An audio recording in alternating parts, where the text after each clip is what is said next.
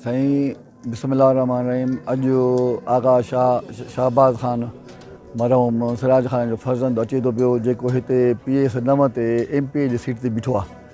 अॼु उन जे करे अॼु कार्नर मीटिंग रखी वई आहे। असां वटि मुख़्तलिफ़ इलाइक़नि में थींदो। साईं जन हाणे ईंदा, अलाह साईं कंदो त उन मौला कामयाबु कंदो। मरहूम जी जाइ ते आहे ऐं लाइक़ु माण्हू आहे। हक़ीक़त में त पंहिंजो आगा साहब असांजे हिन तालके न पर सॼे सिंध में जेतिरी नौकरियूं ॾिनियूं आहिनि, कंहिं बि न ॾिनियूं नौकरियूं। रोज़गार चुल्हे बारण कारण हुन जेके आहिनि, थी सघे थो त एतिरो को ॾेई बि न सघे। असांखे बि हाणे हिन में नौजवान आहे, उन में उमेदु आहे, पार्टीअ जो आहे। असां सभु माना पंहिंजे इलाइक़े वासी अलाह कंदो त हुन कामयाबु कंदासीं दिली व जानी। हक़ीक़त में असां वटि जेको ट्रेंड आहे उन में इहो आहे त जेके वोटिंग थींदी आहे हाणे माना बाए इलेक्शन में, त कंटेस्ट में वोट कास्ट घटि थींदा आहिनि, पर असां कोशिशि कंदासीं वधीक हाणे अलाह करे त सही नमूने सुठो को रिज़ल्ट अचे। तव्हांखे जेको पार्टी जे तरफ़ां जेको महसूसु थींदो आहे त मुसलसल जेको आहे हर हवाले सां नज़रअंदाज़ कयो वेंदो आहे, त तव्हां पोइ बि जेको आहे मुसलसल पार्टी जे हवाले सां क़ुर्बानियूं ॾींदा था रहो, उन हवाले सां तव्हां छा चओ?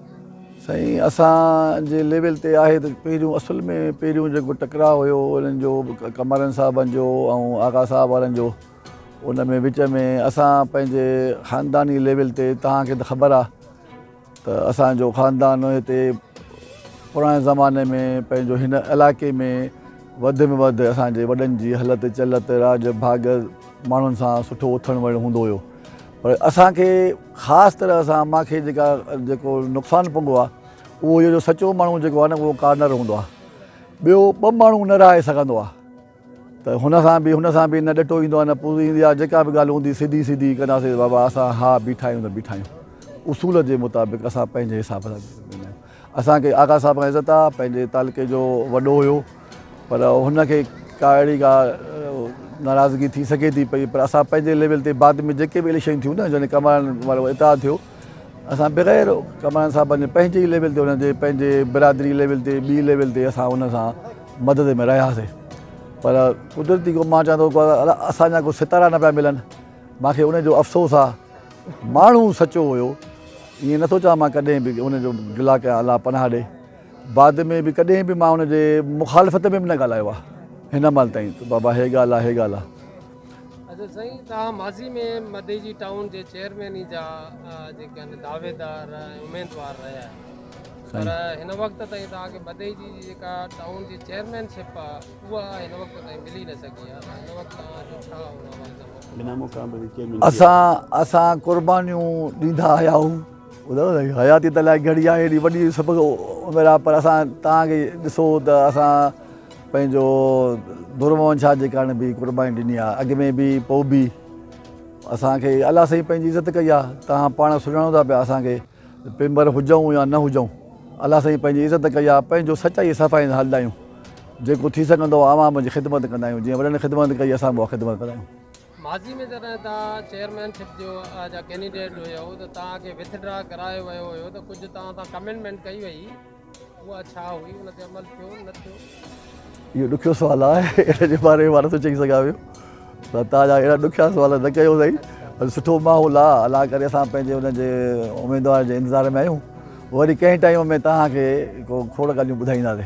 अच्छा, ॿियो जेको आहे हिन वक़्तु ताईं आख़िरी सुवालु ज़रूरु कंदासीं त तव्हांखे सियासी हवाले सां ज़रूरु तव्हांजी बिरादरी बि हिन वक़्तु 2 हिसनि में तक़सीम आहे।